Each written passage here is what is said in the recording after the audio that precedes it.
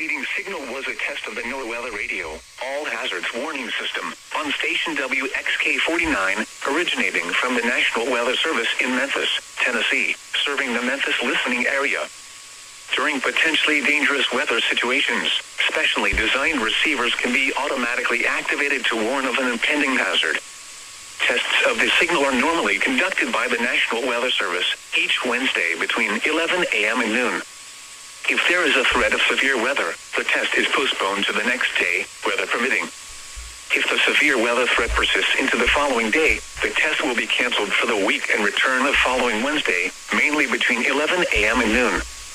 Reception of this broadcast, and especially the warning alarm, will vary at any given location.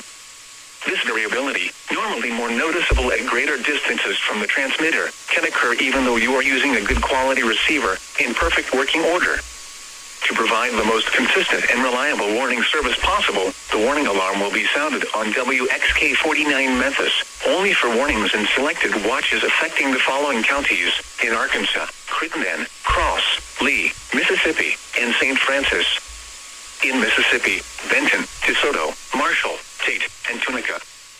And in Tennessee, Fayette, Hardeman, Haywood, Lauderdale, Shelby, and Tipton.